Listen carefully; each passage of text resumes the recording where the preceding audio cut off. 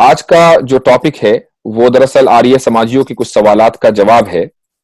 آپ نے دیکھا ہوگا انٹرنیٹ پر کہ آریہ سماجی عام طور سے تقریباً ہر دوسرے تیسرے دن ایک ویڈیو ڈالتے ہیں اپنے چینلوں کے اوپر، ان کے مختلف لوگ مستقل کام کر رہے ہیں، لیکن حیرت اس بات پر ہوتی ہے کہ ان کی جتنی بھی ویڈیوز ہیں وہ 90% اسلام کے خلاف ہیں۔ ہمارا اپنا ماننا یہ ہے کہ سچائی کو ثابت کرنے کے لیے کسی دوسرے کو جھوٹا بنانا ضروری نہیں ہے۔ اگر آپ یہ سمجھتے ہیں کہ میری سچائی اس وقت ثابت ہوگی جب میں سامنے والے کو جھوٹا بناؤں گا، جب میں سامنے والے کو جھوٹا سمجھوں گا، تو اس کا مطلب یہ ہے کہ آپ کی سچائی بھی سچائی نہیں ہے۔ اسلام کا صرف یہ کہنا ہے کہ اسلام کو اور اس کی سچائی کو پھیلا دیا جائے، ضروری نہیں ہے کہ سامنے والے کو جھوٹا قرار دیا جائے اور اس کے خلاف ویڈیوز بنائی جائیں۔ ہم اگر انٹرنیٹ پر آ کر اسلام کا دفاع کرتے ہیں تو وہ اس لیے کہ ہمیں زبردستی ان معاملات کے اندر گھسیٹا جاتا ہے، اسلام کے خلاف جھوٹے پروپیگنڈے اور جھوٹے الزامات لگا کر اسلام پر اعتراضات کیے جاتے ہیں، پھر چیلنج دیا جاتا ہے، اور جب ہم چیلنج قبول کر لیتے ہیں تو پھر میدان مناظرے سے اور جو طریقہ ہے اس کو چیلنج کو لینے کا، اس سے راہ فرار بھی اختیار کر لیتے ہیں لوگ۔ اس سے پہلے جو ہم نے سرجیکل اسٹرائک کا پروگرام کیا تھا وہ پشپیندر کشریسٹ کے تعلق سے تھا۔ اس نے اور اسی طریقے سے اس کے دیگر ساتھیوں نے مسلمانوں کو چیلنج کیا تھا کہ وہ آ کر ان سے مناظرہ کریں، ان سے ڈیبیٹ کریں، ان سے بات کریں۔ ہم نے ان سے رابطہ کرنے کی کوشش کی، ان کے جتنے بھی طریقے ہو سکتے تھے وہ سارے اختیار کیے۔ آخر کار ہمیں ویڈیو بنانی پڑی، وہ ویڈیو وائرل ہو گئی، یقیناً ان تک بھی پہنچی ہوگی، لیکن ابھی تک کہ انہوں نے اس کا کوئی جواب نہیں دیا۔ تو یہ اس بات کی دلیل ہے کہ یہ لوگ سچائی کو نہ قبول کر سکتے ہیں اور نہ سچائی کو بڑھتے ہوئے یہ برداشت کر سکتے ہیں، اور اسی لیے ان کے جتنے بھی ایفرٹس ہیں، جو سارا زور ہے وہ اسلام کے خلاف ہے، قرآن کریم کے خلاف ہے، اور نبی کریم صلی اللہ علیہ وسلم کی رسالت کے خلاف ہے، احادیث کے خلاف ہے۔ میرے ساتھ آج ایک صاحب ہیں جو اس سے پہلے بھی ایک دو بار سرجیکل اسٹرائک کے پروگرامز میں آ چکے ہیں اپنے سوالات لے کر۔ ان کا نام ہے عبدالعظیم، اور ان کی خصوصیت یہ ہے کہ یہ اپنی تمام تر مصروفیتوں کے باوجود اپنے طور پر اکیلے آریہ سماج کے فتنے کے مقابلے کے لیے ڈٹے ہوئے ہیں، آڈیوز بناتے رہتے ہیں، ویڈیوز بناتے رہتے ہیں، اور بہت محنت کرتے ہیں، اور آریہ سماج کے جو مبلغین اور پنڈت ہیں ان کو یہ اکیلے چیلنج کرتے ہیں۔ ان کی ہندی اور سنسکرت بہت مضبوط ہے، اور ویدوں کا بڑا اچھا مطالعہ ہے، اور اسی بنیاد پر یہ اس سے پہلے بھی آئے تھے، اور اسی بنیاد پر یہ آج بھی ہمارے پروگرام میں شریک ہیں، اور اپنے کچھ وہ سوالات کے جن کو مسلمانوں کے خلاف اٹھایا گیا اور آریہ سماجیوں نے جن کو بنیاد بنا کر مسلمانوں کو چیلنج کیا ہے، یہ وہ سوالات لے کر آج آئے ہیں۔ تو عبدالعظیم بھائی، میں آپ کا آج کے پروگرام میں استقبال کرتا ہوں۔ تو پہلے تو یہ بتا دیجئے کہ آج کے جو سوالات آپ کے ہیں اس کا پس منظر کیا ہے؟ جی، سندیپ آریہ سے ابھی کل ہی میں نے واٹس ایپ کے ذریعے سے میں نے اس سے رابطہ قائم کیا تھا، اور میں نے اس سے سب سے پہلا میسج یہ لکھا تھا کہ مفتی یاسر ندیم الواجدی صاحب سے اگر دم ہو تو آپ ڈیبیٹ کریں۔ تو اس کے اوپر اس نے پہلے تو مفتی صاحب کو پہچانا نہیں کہ کون ہے مفتی یاسر، تو اس نے بخاری شریف کی ایک حدیث بھیج کر کہا کہ اس کے اوپر میں بحث کرنے کو میں تیار ہوں، اور وہ کال ریکارڈنگ بھی ہے، وہ مفتی صاحب آپ ذرا سنائیے گا، جو میں انہیں رات کو تقریباً 12 بجے کے قریب میری اس سے کال پر بھی بات ہوئی۔ تو اس نے یہ بات بھی کہا، وعدہ بھی کیا کہ صبح میں 9 بجے جو ہے پروگرام سیٹ ہوا ہے، گفتگو طے ہوئی ہے، میں 9 بجے مفتی صاحب کو آگے سے کال کر دوں گا۔ جی ہاں، میں نے تقریباً 1 گھنٹہ سندیپ کا انتظار کیا، اس نے مجھے چیلنج دیا، اور اس کے بعد میں 1 گھنٹے تک انتظار کرتا رہا اور کہ شاید اب میسج آئے، لیکن وہ تیار نہیں ہوئے غالباً۔ میرے پاس بھی ان کا ایک میسج آیا کہ بھائی پہلے آپ مجھے اس حدیث کا جواب دیں، اور میں نے ان سے یہ کہا کہ آپ مجھ سے یہ چاہتے ہیں کہ آپ کے اعتراضات کا میں پرائیویٹلی جواب دے دوں۔ میں یہ چاہتا ہوں کہ میں آپ کے اعتراض کا پبلک فورم پر آ کر جواب دوں، اور آپ مجھ سے مطالبہ کر رہے ہیں کہ نہیں پرائیویٹ جواب دو، تو یہ تو عجیب بات ہے۔ تو بہرحال سندیپ آریہ سے آپ کی گفتگو ہوئی، اور انہوں نے پہلے مسلمانوں کو چیلنج کیا، اس کے بعد جب ہم نے چیلنج قبول کر لیا تو وہ خود ہی پیچھے ہٹ گئے۔ ان کی جو آڈیو ہے یہ اپنے ناظرین کو سنانا چاہوں گا۔ اپنے لیے جاننا چاہتے ہیں تو اس میں سوال یہ ہے کہ دھرتی پر جو سردی گرمی ہوتی ہیں اس کے انوسار اس حدیث میں لکھا ہے کہ جو نرک ہے یعنی کہ دوزخ ہے اللہ نے اس کو سال میں 2 بار سانس لینے کی مہلت دی تھی، تو اسی کے کارن دھرتی پر سردی گرمی یعنی کہ بہت زیادہ ٹھنڈ گرمی محسوس ہوتی ہے، یہ اسلام کا ماننا ہے۔ اور جو دنیا مانتی ہے وہ ہے کہ دھرتی اپنے ایکسس پر جھکی ہوئی ہے، تو اس لیے دھرتی سورج کے چاروں طرف گھومتی ہے، تو اس کے کارن سردی گرمی آتی ہے دھرتی پر۔ ایک بار اس حدیث کا مفتی جی سے میننگ جان لو، 1-2 منٹ کی ان سے وائس ریکارڈنگ مانگ لو، پھر میں ان کو سن کر پتہ لگا لوں گا کہ ان کو اس وشے کے بارے میں کتنا پتہ ہے، اور پھر میں شہر چلا جاؤں گا، وہاں پر انٹرنیٹ آتا ہے، وہاں سے لائیو آیا جائے گا۔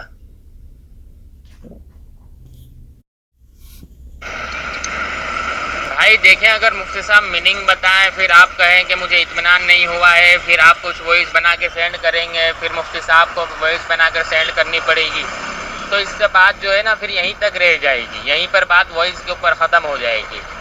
تو اس لیے ویڈیو کے اوپر گفتگو ہو، اور جس طریقے سے مطلب جو آپ بات کہہ رہے ہیں کہ میں مفتی صاحب کا علم کو جان لوں کہ وہ کہاں تک علم رکھتے ہیں، تو میرے بھائی وہ مفتی ہیں، آپ نے جتنی کتابوں کے نام سنے نہیں ہیں وہ انہوں نے پڑھ رکھی ہے، ٹھیک ہے؟ تو ایک مفتی کا مقام اور درجہ آپ کو معلوم ہونا چاہیے، پتہ ہونا چاہیے۔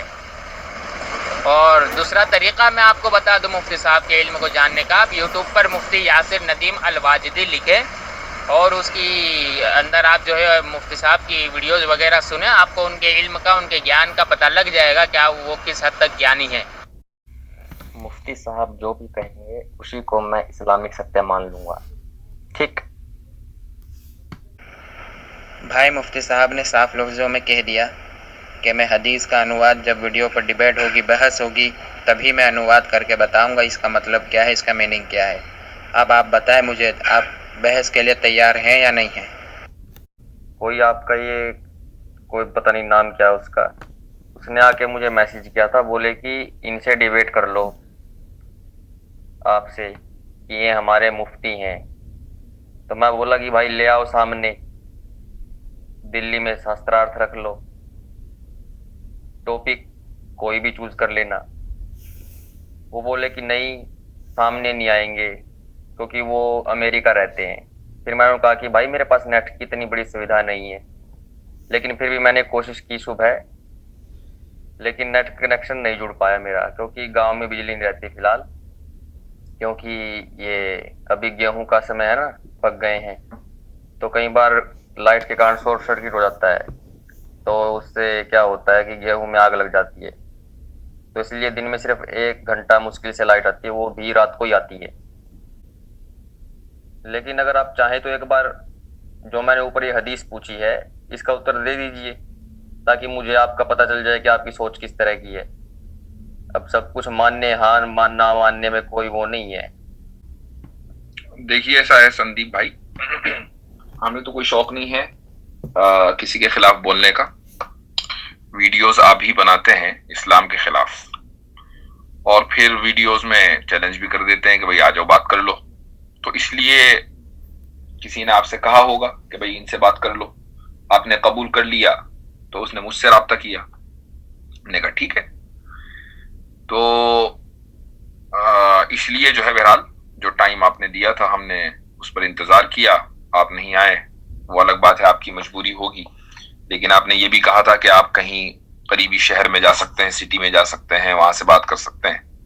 ہمارے لیے آپ کے یہاں آنا فی الحال ممکن نہیں ہے، لیکن آپ کا قریبی شہر جانا ممکن ہے۔ رہی بات یہ کہ میری تھنکنگ کیا ہے کیا نہیں ہے، آپ میرا نام ڈال دیجیے گا یوٹیوب پر، آپ کو سویو ویڈیو ہے مل جائیں گی، اس سے اندازہ ہو جائے گا آپ کو ہماری کیا تھنکنگ ہے۔ اس حدیث کا جواب اسی حدیث میں ہے، لیکن میں آپ کو اس لیے نہیں دوں گا ابھی کیونکہ یہ ضابطے کے خلاف ہے، یہ اصول کے خلاف ہے، کیونکہ اگر آپ نے اس حدیث کو بنیاد بنا کر چیلنج دیا ہے تو بھائی اس چیلنج کا جواب تو سب کے سامنے دیا جانا چاہیے نا۔ اور مجھے حیرت اس بات پر ہے کہ جو چیز سب کے سامنے ہونی چاہیے وہ آپ مجھ سے کہہ رہے ہیں کہ میں پرائیویٹلی آپ کو بتا دوں، تو یہ تو عجیب بات ہوئی۔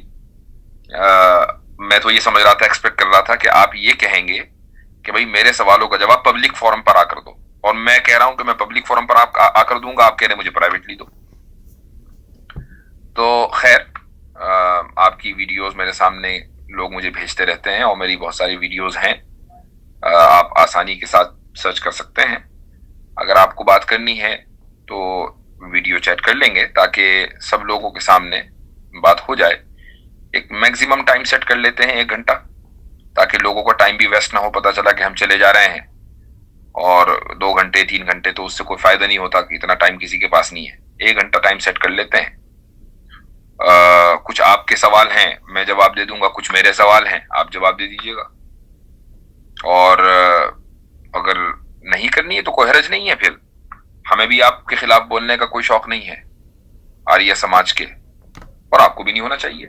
जो आदमी जिस चीज के ऊपर जो उसका बिलीफ है वो करता रहे अमल, क्या प्रॉब्लम है। लेकिन जब आप चैलेंज देते हैं तो फिर सामने वाला तो फिर एक्सेप्ट करेगा उसको। तो आप एक काम कीजिए, आप अपने चैनल से मेरा नाम ले सकते हैं, और इसमें कोई दो राय नहीं। आप मेरी इस वीडियो जो मैं ऑडियो डाल रहा हूँ ना, आप इस ऑडियो को भी लगा सकते हैं वहां पर, तो इस हदीस का वहां पर जवाब दे दीजिए। तो जब कनेक्शन अच्छा होगा हम बात बाद में कर लेंगे, इसमें कोई दिक्कत नहीं है। तो आप वहां पर उत्तर दे दीजिए सबके सामने, मेरी ये क्लिप लगा लीजिए जो वॉइस है, और बाद में अपनी लगा दीजिए, ताकि मुझे पता चल जाए। क्योंकि जिस तरह से उस लड़के ने आपका नाम दिया है, ऐसे बहुत सारे और भी मुल्ले मौलवी हैं, लेकिन जब उनसे बातें करते हैं तो पता चलता है कि भाई वो तो आसमान को एक छत मानते हैं, और उनकी थ्योरी ऑफ रिलेटिविटी बड़ी अजीब है। हमने पूरी ग्रेजुएशन मास्टर्स कर लिया, लेकिन ऐसी थ्योरी ऑफ रिलेटिविटी हमने कहीं नहीं पढ़ी। ना उनमें से कोई मौलाना एक भी इक्वेशन सोल्व कर सकता जिससे उनकी बात को खुद पता चले कि तुम बोलते क्या हो। तो इस तरह से बहस करने का कोई मतलब नहीं बनता। पहाड़ों को भी जिंदा मानते हैं आदमी, जड़ चेतन का फर्क ही नहीं पता। तो इस तरह पे कोई फिर आगे बात बढ़ाना अच्छा नहीं लगता कि मैं सही नहीं, मैं सही नहीं, मैं सही। उसमें फिर कुछ मजा भी नहीं आता बातें करने में। तो मुझे ये डर है कहीं आप भी इस तरह की मान्यता वाले ना निकले। जी, तो पहले तो वही बुखारी शरीफ की जो हदीस उन्हें पेश किया था और जिसके ऊपर कहा था कि मुफ्ती साहब पहले इसका जवाब दे दें। वो बुखारी शरीफ की हदीस उन्हें ये कह रहा था कि बुखारी शरीफ के अंदर कोई हदीस है, और उसका स्क्रीनशॉट भी उसने मुझे भेजा था कि जो धरती पर सर्दी गर्मी होती है वो जहन्नम के सांस लेने की वजह से होती है। इस्लाम का ऐसा मानना है कि जहन्नम को अल्लाह ताला ने हुक्म दिया था, तो साल में एक बार गर्म सांस लेती है, एक बार ठंडी सांस लेती है, तो उसी के कारण इस धरती के ऊपर सर्दी और गर्मी होती है। असल में इन लोगों का विरुद्ध ये बात को उसने साबित किया है। जी, इन लोगों का असल में इन लोगों का मसला ये है कि ये चूंकि तर्जुमे के ऊपर इन्हिसार करते हैं, ये डिपेंड है तर्जुमे के ऊपर, चूंकि अरबी तो आती नहीं है, और जब अरबी ना आने की वजह से ये सारा मसला खड़ा होता है। अब तर्जुमे की गलती को या किसी मुतरजिम की जो ट्रांसलेटर है उसकी राय को ये समझते हैं कि ये इस्लाम का कसूर है। तर्जुमा अगर किसी ने गलत किया है तो ये इस्लाम का कसूर, ये इस्लाम की गलती नहीं है, बल्कि ये मुतरजिम की गलती है। मैं पहले हदीस आपको सुना देता हूं, और ये ना कहा जाए कि भाई जहां ये लोग फंसते हैं वहां मुतरजिम के गले डाल देते हैं, बल्कि मैं आपको वो लफ्ज भी बता दूंगा, और उस लफ्ज को आप या कोई भी शख्स जो है डिक्शनरी में चेक कर सकता है, उसके जो माना है मैं बताऊंगा वही मिलेंगे आपको, बल्कि वो पहले ही माना वही मिलेंगे। हदीस जो है ये बुखारी में भी आई है और मुस्लिम में भी आई है, और हदीस के अल्फाज हैं कि हजरत अबू हुरैरा रज़ी अल्लाहु अन्हु से रिवायत है कि इश्तकतिन नारु इला रब्बिहा। अब इसका जो तर्जुमा किया है और वो स्क्रीनशॉट जो मुझे भेजा है वो ये है कि hello fire complained. Hello fire का लफ्ज आया है जिसको अंग्रेजी में हेल फायर कहा जाता है, उर्दू में हम उसको अरबी में जहन्नम बोलते हैं। तो जहन्नम ने गोया के अपने रब से शिकवा किया, शिकायत की, अपनी तकलीफ का इजहार किया और कहा कि या रब अकल बादी बादन फअज़िन लहा बिनफसैनी, ए रब मेरे एक हिस्से ने दूसरे हिस्से को खा लिया है, तो अल्लाह ने उसको 2 सांस लेने की इजाजत दी। नफसिन फिश शिताई व नफसिन फिश सैफ, एक सांस गर्मी में और दूसरा सांस सर्दी में। फहुवा अशद्दु मा तजिदून मिन अल हर व अशद्दु मा तजिदून मिन अज़्ज़महरीर, तो इसीलिए तुम सख्त गर्मी और सख्त सर्दी पाते हो। ये अल्फाज हैं بخاری شریف کی حدیث کے اور اسی طریقے سے مسلم شریف کی. یہاں پر جو سب سے اہم لفظ ہے وہ ہے النار، اشتکت النار، کہ نار نے شکوہ کیا. اب آپ کوئی بھی ڈکشنری اٹھا لیجئے، عربی، اردو، عربی انگلش، عربی سنسکرت اگر کوئی ہو، عربی پرشین، کوئی بھی کسی بھی عربی کی ہونی چاہیے. آپ ڈکشنری اٹھا لیجئے اور اس میں لفظ ڈالیے نار. نار کا جو ترجمہ آپ کو ملے گا وہ کیا ہوگا؟ آگ. نار جو ہے آگ کو کہتے ہیں، انرجی کو کہتے ہیں. اچھا، سورج میں انرجی ہی ہے، سورج کے اندر اور کیا ہے؟ گیسز ہیں اور انرجی ہے. تو یہاں پر جو النار ہے اس سے مراد جہنم نہیں ہے، ورنہ تو لفظ ہوتا جہنم. جہنم تو خود عربی زبان کا لفظ ہے. یہ ہوتا کہ اشتکت جہنم، نار کا لفظ آیا ہے. اس کا مطلب یہ ہے کہ اللہ تعالیٰ نے جب سورج کو پیدا کیا تو اس کو انرجی ریلیز کرنے کی اجازت دی، اور اس کی وجہ ہے کہ اگر یہ اجازت نہ دی جاتی، اس کی ایک مثال دیتا ہوں میں آپ کو. پریشر کوکر ہے، پریشر کوکر کے اندر بھی انرجی ہوتی ہے، وہ انرجی بھاپ کی ہوتی ہے. اب اگر وہ پریشر کوکر بھاپ ریلیز نہ کرے تو ایسا بھی ممکن ہے کہ وہ پھٹ جائے، اتنی زیادہ انرجی اس کے اندر ہو جاتی ہے. تو وہ وقتاً فوقتاً اس میں سے انرجی ریلیز ہوتی رہتی ہے اور اس طریقے سے کھانا بنتا ہے پریشر کوکر میں. تو ایسے ہی سورج کے اندر جو انرجی ہے وہ ریلیز ہوتی رہتی ہے. تو اللہ تعالیٰ نے سورج کو اجازت دی اپنی انرجی ریلیز کرنے کی. یہ مطلب ہے حدیث کے ابتدائی ٹکڑے کا. اب اس کے بعد آپ صلی اللہ علیہ وسلم کی جو حدیث ہے وہ یہ ہے کہ اللہ نے سورج کو 2 سانس لینے کی اجازت دی. تو کیا صرف سورج 2 ہی مرتبہ انرجی ریلیز کرتا ہے؟ ایسا نہیں ہے، بلکہ کانسٹنٹلی جو انرجی ہے وہ سورج سے ریلیز ہوتی رہتی ہے. تو 2 سانس کا مطلب کیا ہے؟ دراصل 2 سانس کا مطلب مکہ اور مدینہ کے جو 2 سیزن ہیں ان کو بیان کرنا مقصود ہے. چونکہ اس علاقے کے اندر سال میں 2 ہی سیزن ہوتے ہیں، تیسرا چوتھا سیزن ہے ہی نہیں. کچھ علاقوں کے اندر 4 سیزن ہوتے ہیں، گرمی ہے، سردی ہے، بہار کا موسم ہے، پتجھڑ کا موسم ہے. کچھ علاقوں کے اندر 3 سیزن ہوتے ہیں، اور اس علاقے کے اندر مکہ اور مدینہ میں صرف 2 ہی سیزن ہوتے ہیں. یا تو گرمی ہوگی یا گرمی کی شدت میں کچھ کمی آ جائے گی، اسی کو سردی بول دیا جاتا ہے. تو ان 2 سیزنوں کو بیان کرنے کے لیے کہ 2 ہی سیزن ہے یہاں پر، آپ صلی اللہ علیہ وسلم نے یہ تعبیر اختیار کی اور کہا کہ سورج 2 مرتبہ گویا کہ اپنی انرجی ریلیز کرتا ہے. ورنہ اچھا، یہ حدیث خود بتا رہی ہے، اس بات کی طرف خود اشارہ کر رہی ہے کہ موسموں کا جو تعلق ہے وہ سورج اور دنیا کی پوزیشن سے ہے. سورج اور دنیا کی جو پوزیشن ہوگی وہی اسی اعتبار سے سیزن آئے گا. کہیں سردی آئے گی، کہیں گرمی آئے گی. ہم دیکھتے ہیں کہ بعض مرتبہ جب ہمارے علاقے میں یعنی جو نارتھرن ایٹماسفیئر ہے وہاں گرمی ہوتی ہے تو سدرن ایٹماسفیئر میں سردی ہوتی ہے. تو یہ سب چیزیں کیا ہیں؟ یہ دنیا اور سورج کی جو پوزیشن ہے یہ اس کے اختلاف کی وجہ سے، اس کے بدلتے رہنے کی وجہ سے سیزن بدلتا ہے. تو اس چیز کو بیان کرنے کے لیے سانس کا لفظ اس حدیث کے اندر آیا ہے. تو اب ظاہر ہے کہ چونکہ ان بیچاروں کا جو انحصار ہوتا ہے، ٹوٹل ڈیپینڈنسی ہوتی ہے، وہ حدیث کے ترجموں کے اوپر ہوتی ہے. اور ترجموں سے آپ معنی کبھی نہیں سمجھ سکتے، ترجموں سے آپ مس گائیڈ تو ہو سکتے ہیں، لیکن جب تک کہ آپ جس زبان میں وہ ٹیکسٹ ہے اس زبان کو نہیں سمجھیں گے تب تک آپ کے ذہن میں یہ اس طرح کے الٹے سیدھے سوالات آتے رہیں گے. اس حدیث سے صاف پتہ چل رہا ہے، بلکہ یہ ایک بہت ہی سائنٹیفک حدیث ہے. اس حدیث سے صاف پتہ چل رہا ہے کہ زندگی کا جو دار و مدار ہے وہ سورج کے اوپر ہے، اس انسانی زندگی کا. اور یہ حقیقت ہے. آپ سورج کو تھوڑی دیر کے لیے تصور کر لیں کہ سورج نہیں ہے، تو سورج نہ ہونے کی وجہ سے اس پورے سولر سسٹم میں، اس دنیا ہی میں نہیں، پورے سولر سسٹم میں کہیں بھی کسی بھی طرح کی کوئی زندگی کا کے آثار نہیں رہیں گے. یہ اس حدیث کا مطلب ہے. جی آگے چلیے. اور انہیں یہ تو مجھے وہ بھیجا تھا جس کے اوپر انہیں بولا تھا کہ مفتی صاحب سے اس کا انواد مانگ لیں، تو اس کے بعد میں ان سے جو ہے بحث کرنے کے بارے میں وچار کروں گا شہر جا کے. اور دوسرے بھی اپنی ویڈیوز وغیرہ کے اندر وہ وچار کریں نہ کریں اس سے ہمیں کوئی فرق نہیں پڑتا. میں نے ان کو ایک جب انہوں نے مجھے واٹس ایپ میسج بھیجا تو میں نے ان سے یہ بھی کہا کہ بھائی آپ چیلنج نہ دیا کریں، آپ کو جو کرنا ہے وہ کریں. آپ کسی سے بات نہیں کرنا چاہتے نہ کریں، ہمیں کوئی شوق نہیں ہے آپ سے بات کرنے کا. ہم خود نہیں چاہتے کہ ادھر ادھر ڈیبیٹس کرتے پھریں. لیکن جب آپ مسلمانوں کو چیلنج دیتے ہیں تو مسلمان تو پھر قبول کریں گے نا اس کو، جبکہ ہمیں پتا ہے کہ سچائی کیا ہے. ہمیں پتا ہے کہ ہماری ان آیات اور نبی کریم صلی اللہ علیہ وسلم کی جو احادیث ہیں اس کا صحیح مطلب کیا ہے. اور जब आप जी, झूठ बिल्कुल। मतलब बयान करके हमें चैलेंज करेंगे तो हमें तो जवाब देना पड़ेगा। जी जी बिल्कुल। तो ऐसे ही दूसरे वीडियोस वगैरह के अंदर भी वो ऐसे साइंटिफिक एतराजात करते रहते हैं, तो मैं कुछ एक चीज एतराज और और भी कहना थे। चाहूंगा, मैं ये समझता हूं कि ये जो इतने सारे लोग निकल कर आए हैं, इनका मकसद शायद कुछ पैसे कमाना है। यूट्यूब का जो मोनेटाइजेशन सिस्टम होता है ना, कि इन्होंने एक वीडियो बनाई 10 मिनट की, उसमें 4 एडवर्टाइज लगा दिए। तो अब जी जाहिर जी है कि अगर किसी की 15-20 हजार भी व्यूज हो गए, तो अब उस इतनी सारी वीडियोस हैं तो महीने में उसको 4-5 हजार रुपए मिलते रहते होंगे। जी जी जी बिल्कुल। गांव तो गांव की जिंदगी में 4-5 हजार रुपए घर बैठे मिल रहे हैं, किसी को क्या बुरे लग रहे हैं? तो भाई चलो ठीक है, जी जी इस्लाम की वजह बिल्कुल। से अगर किसी का घर चल रहा हो तो चल जाए, हमें क्या एतराज जी। है। तो जी। ऐसे खैर दूसरे एतराज भी वो करते हैं, तो ऐसे ही एक एतराज किया था।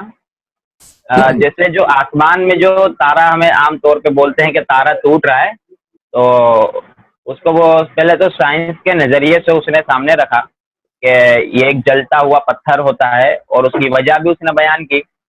फिर उसके बाद में उसने बोला कि मगर इस्लाम मानता है कि ये जो पत्थर है, जब अल्लाह ताला कोई ऑर्डर पास करता है तो वो 7वें आसमान से लेकर जो है धीरे धीरे सारे फरिश्ते 7वें से जो है 6ठे 5वें तक वो हुक्म आता है, ऑर्डर आता है, तो उसमें बीच में शैतान चोरी कर लेता है। तो शैतान जब चोरी करता है तो वो जब भागता है तो फरिश्ते जो है उसे पत्थर मारते हैं, ये वो चीज़ है। हम्म। और इसके ऊपर फिर एक एतराज ये किया कि शैतान तो नजर आता नहीं है, तो जो चीज नजर नहीं आती उसको मार कैसे लगेगी। एक बात तो ये बोला था। दूसरी बात उसने ये बयान किया था उसमें कि जो अ, अपने धरती से, जमीन से एक तारे की दूरी इतनी दूरी पर है, जो तारा है वो इतनी दूरी पर है, उसके ऊपर उनने काफी तोल माप के उसकी पूरी किलोमीटर कैलकुलेशन सारी की। चीजें बताई कि आप वो मैं वीडियो। समझता हूं कि उसकी वीडियो जो है वो चलाई जाए, ताकि हमारे जो जी हाँ बिल्कुल, नाजरीन भी मैं वही कहने वाला था। नाजरीन हैं वो उसके एतराज को अच्छी तरीके से समझ लें कि वो कहाँ जा रहा है और क्या कहना चाहता है, जी और उसके बाद फिर मैं इंशाल्लाह जवाब दूंगा। एक और हदीस है, ये देख लीजिए। तो इसमें क्या है कि धरती पर जो भविष्यवाणी करने वाले होते हैं वो शैतानों से साठगांठ कर लेते हैं। इस्लाम में मान दे इसको जादू वादू कहते हैं, वो भी काला जादू, कि शैतानों के साथ कुछ आदमी साठगांठ कर लेते हैं अपनी।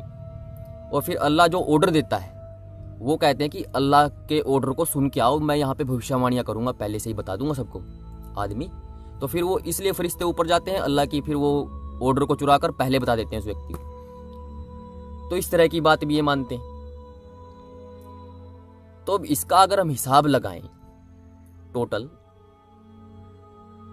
कि जो पहला आसमान है ना उसमें तो तारे लगे हुए हैं, और सबसे नजदीक का तारा भी हमसे 4.27 लाइट ईयर दूर है। लाइट की स्पीड से भी चलेंगे तो 4.27 साल लग जाएंगे। और सबसे दूर का जो आज तक ऑब्जर्व किया है, उससे पीछे भी हो सकते हैं, जो आज तक हमने ऑब्जर्व किया है, जो गैलेक्सी का पुंज मिला है हमको, तारों का समूह, वो मिला है 9 अरब प्रकाश वर्ष दूर। यानी कि इसको किलोमीटर में बदले हम तो ये देख लेना इतना बन जाएगा। तो इतना किलोमीटर तो मिनिमम है पहला आसमान, क्योंकि पहले आसमान में स्टार लगे हुए हैं।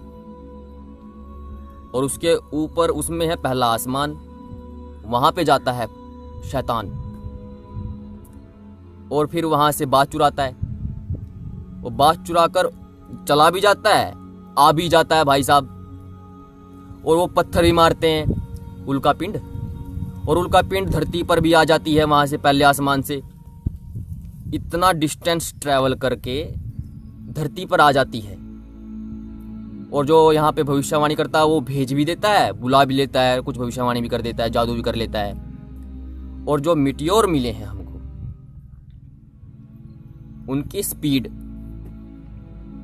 11 किलोमीटर पर सेकंड से लेकर के 72 किलोमीटर पर सेकंड। ये तो आते हैं तो माप ली हमने। और अंतरिक्ष में कोई चीज जिस स्पीड से चलती है उसी से चलती रहती है, जब तक फोर्स अप्लाई नहीं करोगे। तो वो फेंका गया है, वो आता रहता है।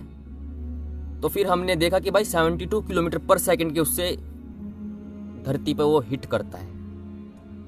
उससे पहले की स्पीड भी इतनी ही है, यहाँ पे आकर कुछ घर्षण से कमी हो जाती होगी, लेकिन वो 72 किलोमीटर पर सेकंड की स्पीड से आता है। अगर हम इस चीज को मान लें, मानना क्या है, तो है प्रूव्ड है। तो अगर पहले आसमान से पत्थर आने में जो समय लगेगा, तो वो जो समय लगेगा ना 72 किलोमीटर पर सेकंड के हिसाब से मीटियोर को आने में, तो उसमें लगभग 3 नील 75 खरब साल लग जाएंगे आने में। इवन लाइट की स्पीड से भी आएगा ना वो मीटियोर, तब भी उसको लगभग 9 अरब साल तो लगेंगे ही लगेंगे।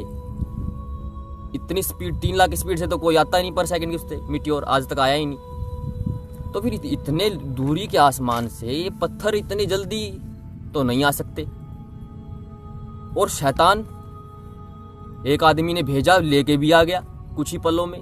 उसकी गति तो फिर तो प्रकाश की गति से अरबों अरबों अरबों खरबों खरबों गुना ज्यादा हो गई। लाइट की स्पीड ज्यादा चल रहा है वो तो, इधर से उधर जा रहा है। और उस लाइट की स्पीड इतनी तेज चलने वाले के पीछे आप सिर्फ पत्थर मार रहे हो, वो भी 72 किलोमीटर पर सेकंड की चलने वाला, तो लगेगा थोड़ी ना, तो मारना तो बेवकूफी है।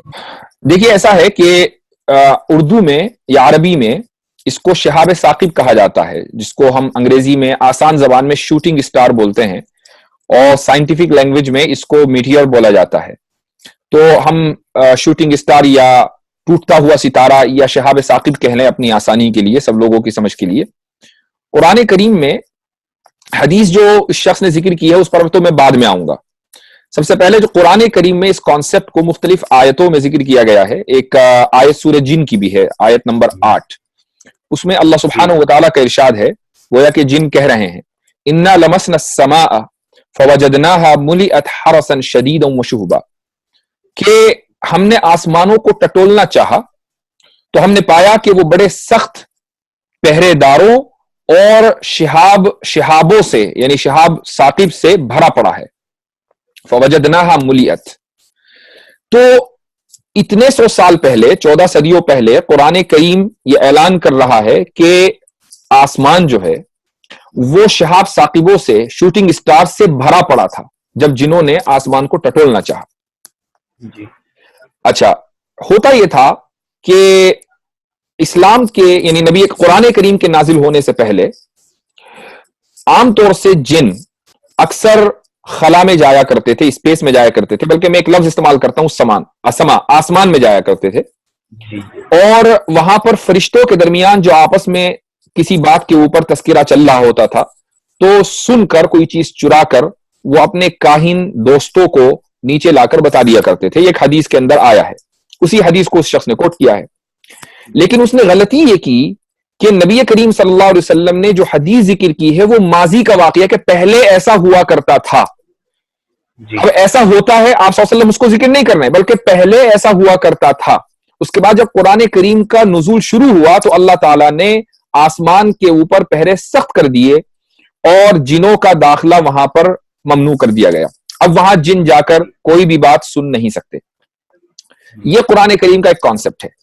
अच्छा, अब इसमें कई सारी चीजें हैं, बज़ाहिर लोगों को यह समझ में आना बहुत मुश्किल है, और जिस तरीके से संदीप ने अपनी वीडियो के अंदर जिक्र किया है तो वाकई लोग ये समझेंगे कि हाँ भाई, ये तो पता नहीं कौन सी दुनिया की बात हो रही है, भला एक शहाब साकिब एक शैतान को मारने के लिए कैसे फेंका जाएगा और कैसे मुमकिन है।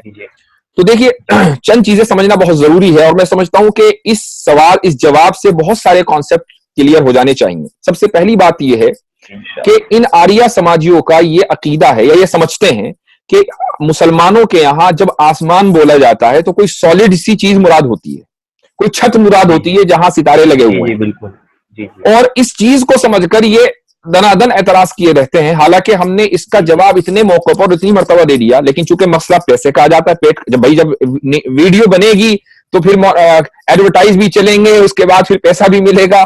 अगर हमारे जवाब को उन्होंने सुन लिया और उसको मान लिया तो फिर तो पैसा आने बंद हो जाएंगे। तो इसका जो जवाब है वो ये है कि जो लफ्ज समा है, जिसको हम उर्दू में आसमान कहते हैं, कुरान करीम में वो 12 मानों में इस्तेमाल हुआ है, एक माने में नहीं, 12 मीनिंग्स, 12 मानों में इस्तेमाल हुआ है। मिसाल के तौर पर आसमान का जो इस्तेमाल है वो कुरान में छत के लिए भी आया है, यानी जो हमारे घर की छत होती है। सूरह हज में इसका इस्तेमाल है। इसी तरीके से सूरह अनआम में अल्लाह ताला ने समा का लफ्ज, आसमान का लफ्ज, ये बादलों के लिए किया है। और अरबी जबान में ओरिजिनली जो लिंग्विस्टिक इसके मीनिंग है وہ آسمان ہر اونچی چیز کو کہتے ہیں. اسی لیے آسمان کا لفظ قرآن کریم میں خلا کے معنی میں بھی ہوا ہے, یعنی اسپیس جس کو ہم کہتے ہیں خلا. قرآن کریم کی ایک آیت ہے سورہ صافات کی آیت نمبر 6, انا زینا السماء الدنیا بزینۃ الکواکب, کہ ہم نے دنیاوی آسمان, دنیا کا جو قریب ترین آسمان ہے, اس کو ستاروں سے مزین کر دیا, ستاروں سے اڈورن کر دیا. تو یہ دنیاوی آسمان یا قریبی آسمان کون سا ہے؟ یہ خلا, یہ اسپیس. اسی میں ستارے ہیں. یہ اسپیس بہت بڑا ہے, بہت دور تک ہے, لاکھوں کروڑوں اربوں نوری سال آپ چلے جائیں اسپیس ختم نہیں ہوگا. تو اسی کے اندر یہ سارے تمام چاند, ستارے, سورج وغیرہ یہ سب اسی کے اندر ہیں.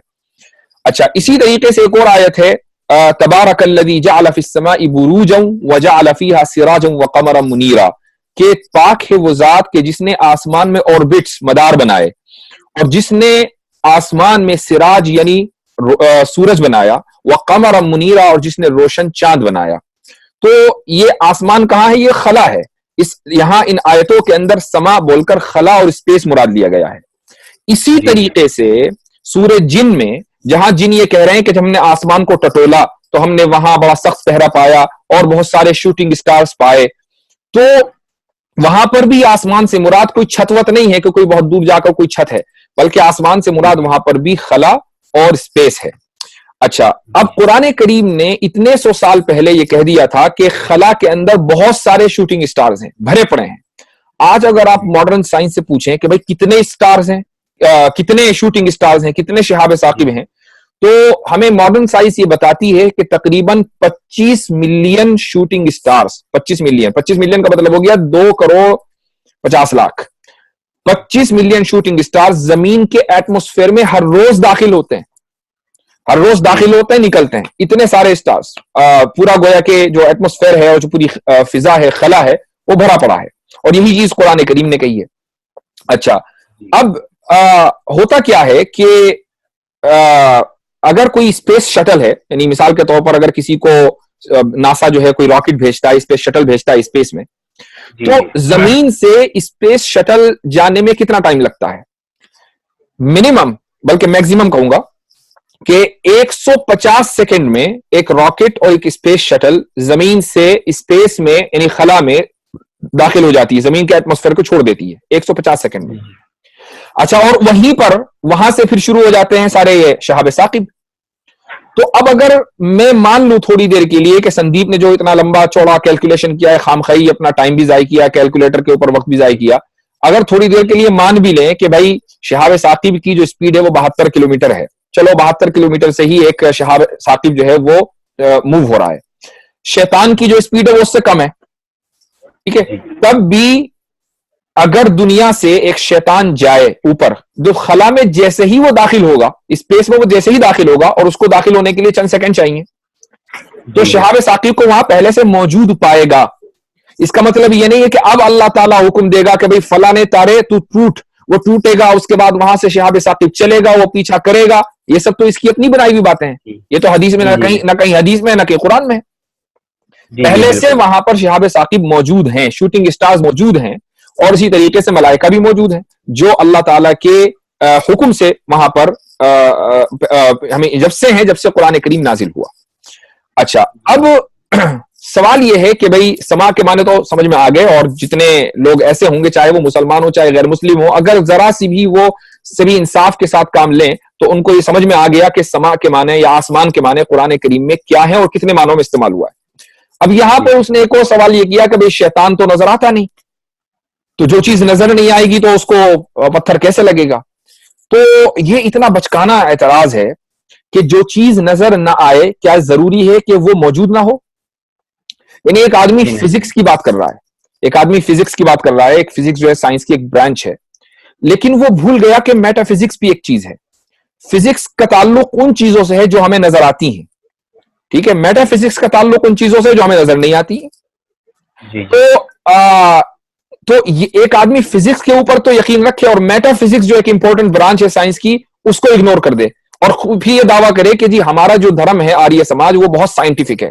یہ کیسا سائنٹیفک ہوا کہ وہ صرف اس چیز کے اوپر یقین کر رہا ہے جو نظر آ رہی ہے؟ بھائی روح کے اوپر بھی تو یہ یقین کرتے ہیں, روح تو نظر نہیں آتی, بلکہ روح کو تو یہ ازلی مانتے ہیں. یہ کہتے ہیں کہ روح ہمیشہ سے ہے. तो रूह तो नजर नहीं आती, तो इनको कहना चाहिए कि रूह एग्जिस्ट नहीं करती, रूह मौजूद नहीं है। तो अगर यही पैमाना है किसी चीज को जांचने का, मानने का, कि वो चीज हमें नजर आए, तो रूह इनको नजर नहीं आती।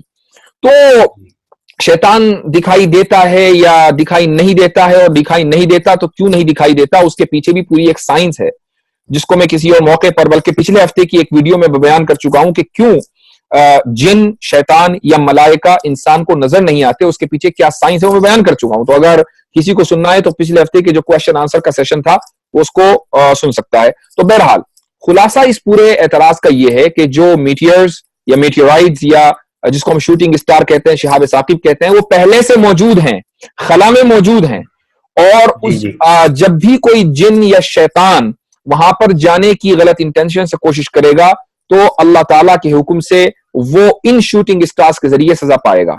अच्छा, एक लास्ट पॉइंट और कहना चाहूंगा मैं। देखिए, ऐसा है कि जब ये लोग साइंस की बात करते हैं ना, तो साइंस हमें ये तो बताती है कि कोई चीज कैसे होती है, किसी चीज का प्रोसेस क्या है, वो चीज क्या है। मसलन सूरज क्या है, साइंस हमें बताएगी कि भाई सूरज क्या है, मरीख क्या है, और इसी तरीके से सूरज कैसे बना, चांद कैसे बना, ये कैसे और क्या का सवाल तो साइंस देगी, लेकिन क्यों का जवाब जो है वो साइंस कभी नहीं दे सकती। सूरज क्यों बना ये मजहब बताएगा, ये साइंस नहीं बताएगी। तो शिहाब साकिब क्या है, कैसे वो यहां तक पहुंचे हैं, इस सवाल का जवाब तो साइंस से मिलेगा, लेकिन वो क्यों है इसका जवाब साइंस कभी नहीं दे सकती है।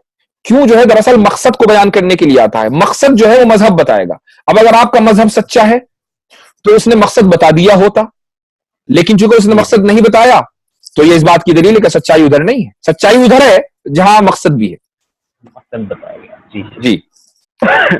ऐसे ही सूरह माइदा के ऊपर, सूरह माइदा की आयत 95 है जी, में अल्लाह ताला ने ये हुक्म दिया है कि तुम एहराम की हालत में हो तो शिकार ना किया करो, और अगर किसी ने शिकार कर दिया, किसी जानवर को मार दिया, तो उसके प्रायश्चित में, उसके दंड में उसको दूसरा जानवर भी ज़बह करना पड़ेगा। तो इस आयत के ऊपर उन्हें एतराज किया था कि ये कौन सी अक्लमंदी की बात है कि एक बार तो जो काम करके पाप लगा है, दोबारा भी वही काम करके पाप मिटाया भी जा रहा है, तो इसमें अक्लमंदी की कौन सी बात है। वही बात हुई कि हम ये समझते हैं कि अकल का जो दायरा है वो सबसे बड़ा है। हालांकि किसी भी चीज को जांचने, समझने और सीखने के लिए के 3 दायरे हैं। सबसे पहला दायरा जो है वो हमारे हवास का, हमारे सेंसेस का है, हमारी बोलने की सलाहियत, हमारे सुनने की सलाहियत, देखने की सलाहियत, लेकिन ये दायरा सबसे छोटा है।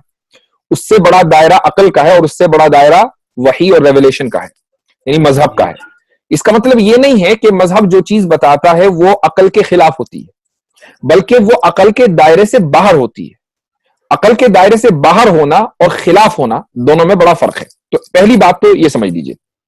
अब मैं बताता हूं आपको कि अगर एक आदमी एहराम की हालत में किसी जानवर का शिकार करता है तो उसको हुक्म दिया जाता है कि वो कफ्फारे के तौर पर एक जानवर ज़िबा करे। तो ये सजा कैसे है? देखिए, वो सजा इस तरीके से है कि जब उसने जानवर का शिकार किया एहराम की हालत में, तो ये जानवर मुर्दार हो गया।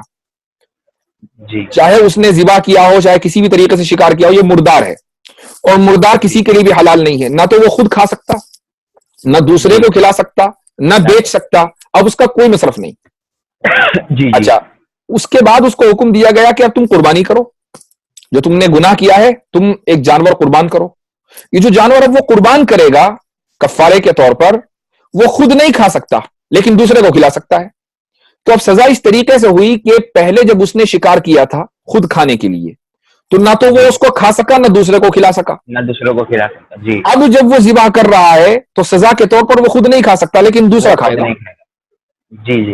प्लस क्या है कि जानवर ज़िबा करना हमारे नजदीक कोई बुरा तो है नहीं, हमारे लिए तो हलाल जानवर अल्लाह ताला ने पैदा इसीलिए किए हैं कि हम खाएं।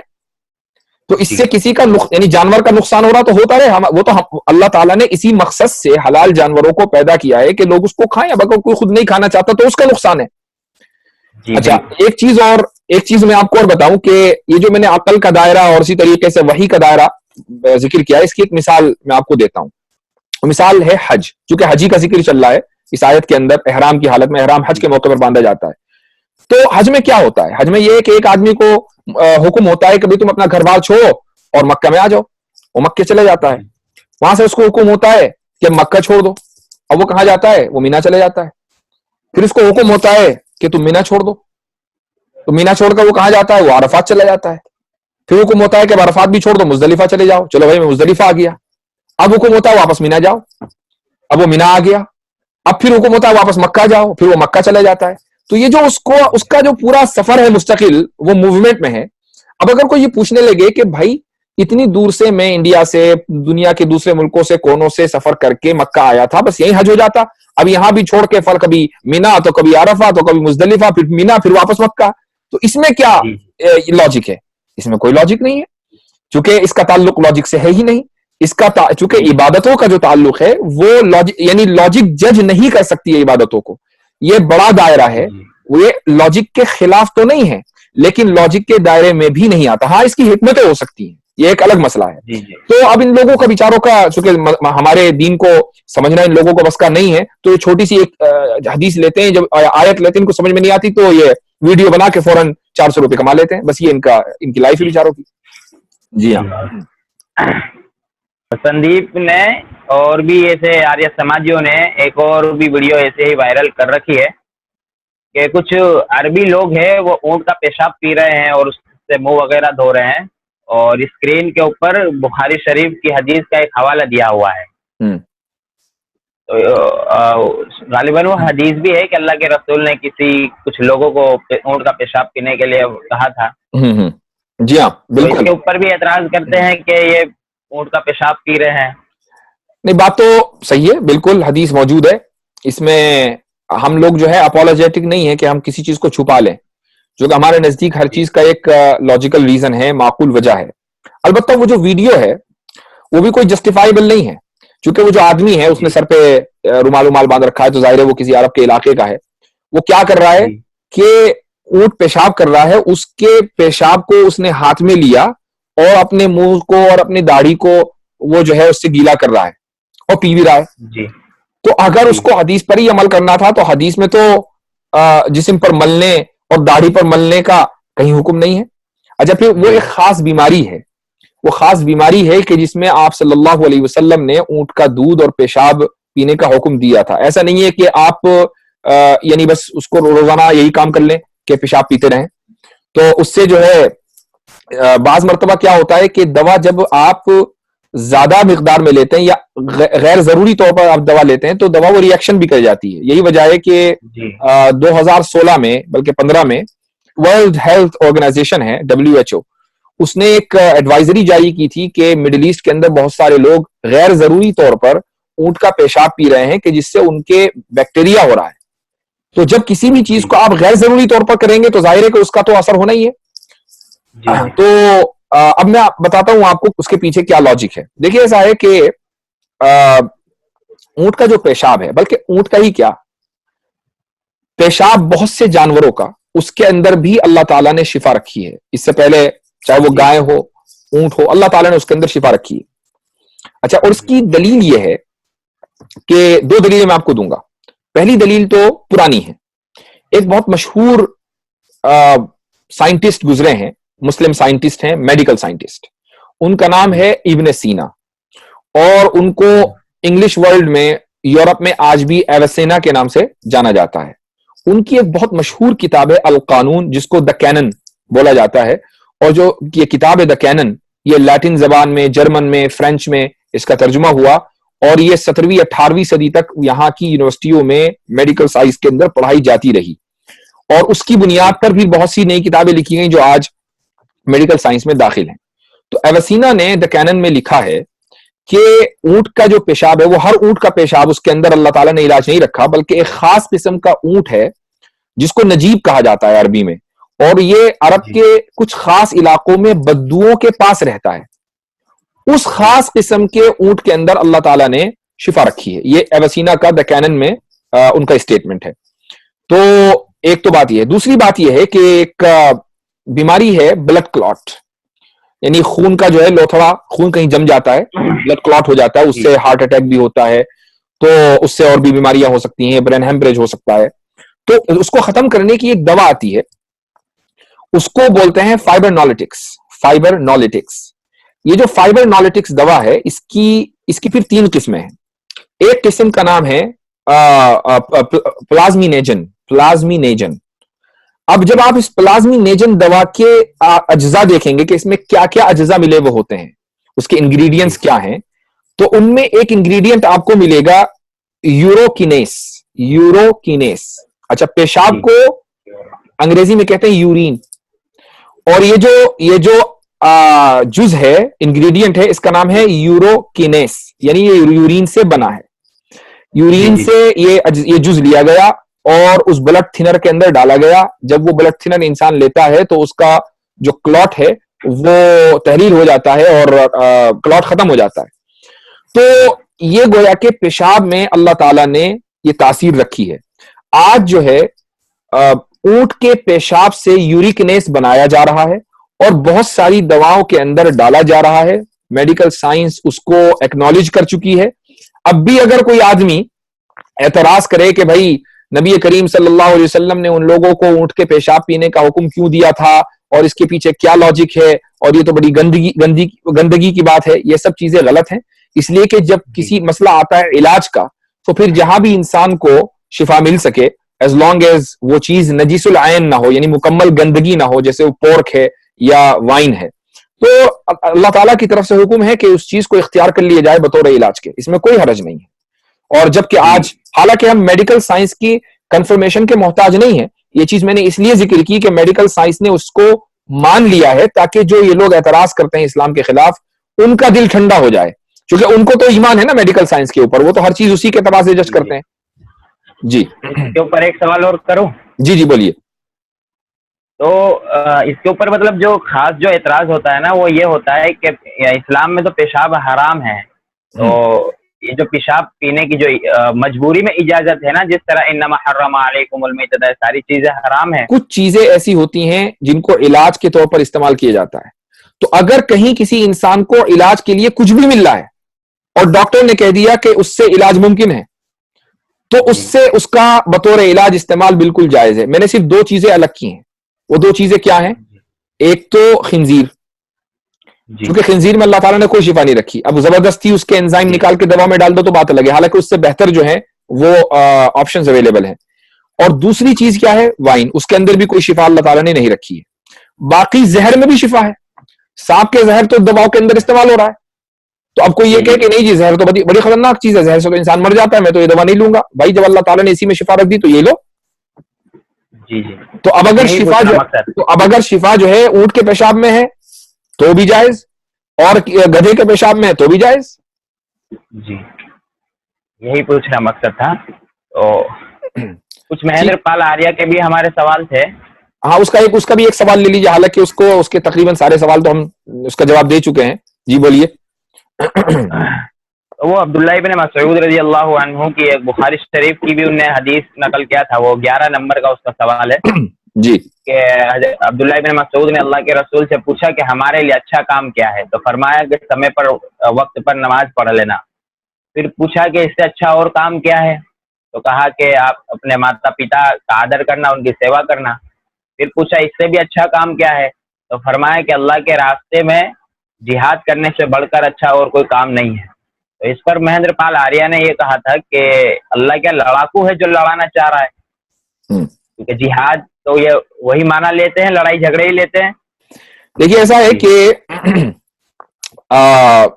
دیانند سرسوتی نے اپنی کتاب آدی بھاشیہ بھومکا میں صفحہ نمبر 20 پر یہ میرے پاس سامنے لکھا ہوا ہے اقتباس پورا, اس میں انہوں نے ویدوں کا تعارف کراتے ہوئے لکھا ہے کہ ویدوں میں 2 طرح کے ٹاپک ہیں. ایک تو 5 مہا یجنا کا بیان ہے, جس کو ہم روزانہ کے 5 فرائض کہہ لیں, اور ایک اشومیدھ کا بیان ہے. یہ جو اشومیدھ ہے یہ دراصل پالیٹکس ہے, سیاست. تو ویدوں کے اندر سیاست کا پورا بیان ہو رہا ہے کہ کیسے رول کرنا ہے کیسے نہیں. اب آگے چلیے. رگ وید میں ایک شلوک آیا ہے, اس میں گویا کہ ایشور یہ کہہ رہا ہے, اے فرما بردارو, تمہارا اسلحہ اور تیر و تلوار مخالفوں کو مغلوب کرنے اور ان کو روکنے کے لیے قابل تعریف ہو. یعنی گویا کہ ایشور کی طرف سے اسلحے کی, تیر کی, تلوار کی اور بندوقوں کی, ان سب کی تعریف ہو رہی ہے. तुम्हारी फौज काबिल तारीफ हो। क्यों? ताकि तुम लोग हमेशा फतेहयाब होते रहो। ये पूरा श्लोक है और ये ऋग्वेद मंडल 1 सूक्त 39 मंत्र 2, ये उसका हवाला है। इसी तरीके से अथर्ववेद में है, कांड 6 अनुवाद 10, इसमें है कि अपने जोर शुजात से यानी बहादुरी से दुश्मनों को तह तह कर दो, दुश्मनों को मिटा दो, खत्म कर दो, ताकि तुम्हारे जोर बाजू और ईश्वर के लुत्फो करम से हमारी हमेशा फतेह हो, ताकि हम हमेशा जीतते रहें। तो भाई ये चीजें तो वेद के अंदर भी लिखी हुई हैं। अब 3 हफ्ते पहले की बात है, मैं यहीं पर शिकागो में एक आर्य समाज का एक टेंपल है, मैं वहां गया और मैंने वहां के जो प्रीस्ट थे, वहां के जो पंडित थे, उनसे बात की, उनसे मेरी डिबेट हुई और मैंने उनसे ये जो मंत्र हैं, ये जो श्लोक हैं, ये मैंने उनके सामने पेश किए। मैंने उनसे कहा कि भाई ये आपकी वेद में लिखा हुआ है, तो आपको कुरान में अगर कहीं जिहाद का हुक्म आया है हदीसों में, तो उससे क्या प्रॉब्लम है? तो वो इसका डिफेंड नहीं कर पाए, बल्कि उन्होंने ये कहा कि हमें तो कोई प्रॉब्लम नहीं है, कोई भी चीज, कोई भी मजहब और कोई भी आइडियोलॉजी जिहाद के हुक्म के बगैर या लड़ाई के हुक्म के बगैर चल ही नहीं सकता। तो उनका कहना यह था कि हर मजहब के अंदर लड़ाई का हुक्म है, ये खुद आर्य समाज के पंडित ने तस्लीम कर लिया। तो इसलिए पहले तो वो जवाब दे दें महेंद्र पाल आर्या, उसके बाद फिर हम जवाब देंगे इस हदीस का क्या मतलब है। जी। तो मेरे ख्याल से आज के लिए इतना ही रखते हैं, काफी वक्त भी हो गया है और उम्मीद है कि नाजरीन को ये जो जवाबात हमने दिए हैं उससे इत्मीनान हुआ होगा। और जितने भी आर्य समाजी इस प्रोग्राम को देख रहे हैं या गैर मुस्लिम इस प्रोग्राम को देख रहे हैं, अगर उनको कोई भी एतराज या कोई बेइत्मीनानी की बात हो कि नहीं जी ये एतराज हमें समझ में नहीं आया, जवाब समझ में नहीं आया, तो हमें मैसेज कर सकते हैं, कोई मसला नहीं है। और मैं फिर लास्ट में डिस्क्लेमर के तौर पर यह कहना चाहूंगा कि हमें डिबेट्स का कोई शौक नहीं है। हमने जब जब डिबेट की है तो मजबूरी में आकर की, यानी ये डिबेट्स हम पर मुसल्लत की गई हैं। हमें चैलेंज दिया जाता है, पब्लिक प्लेटफॉर्म के ऊपर कहा जाता है कि भाई देखो फला साहब इसको हमने चैलेंज दिया था और उन्होंने कबूल नहीं किया, जब हम कबूल कर लेते फिर ये लोग भाग जाते हैं। तो इंशाअल्लाह कोई सवाल इस्लाम के खिलाफ ऐसा नहीं है एतराज कि जिसका जवाब इस्लाम के पास ना हो। यह हो सकता है कि मेरे पास ना हो, लेकिन इस्लाम के पास जरूर है। तो बहरहाल स्क्रीन पर दिए हुए जो हमारे सोशल मीडिया लिंक्स हैं उसको आप हजरात जरूर सब्सक्राइब करें, और हमारे अब्दुल अजीम भाई की भी बहुत सारी ऑडियोज और वीडियोज यूट्यूब के ऊपर हैं, उनका लिंक भी मैं इंशाल्लाह आपको दूंगा कमेंट बॉक्स में, तो उसको भी आप जरूर सब्सक्राइब करें। इस तरह के कामों की हिम्मत अफजाई की बेइंतहा जरूरत है। आज के बहुत सारे लोग आजकल सोशल मीडिया के ऊपर टाइम जाया करते हैं, इस तरह की वीडियोस देख लेते हैं और वो फिर परेशान हो जाते हैं। तो इसलिए इस तरह के जो लोग हैं वो ऐसे लोगों की बेलौस खिदमत कर रहे हैं, अपना टाइम लगाते हैं, अपनी मेहनत लगाते हैं, अपना वक्त लगाते हैं और उसके बाद फिर ये कंटेंट तैयार करके लोगों को देते हैं। तो जरूरी है कि इनके कंटेंट्स को, इनके चैनल्स को सब्सक्राइब किया जाए और इनकी हिम्मत अफजाई की जाए। तो आज के लिए इतना ही। जज़ाकुमुल्लाह खैरल जज़ा। अगले हफ्ते फिर मुलाकात होती है। अस्सलामु अलैकुम व रहमतुल्लाहि व बरकातुहू।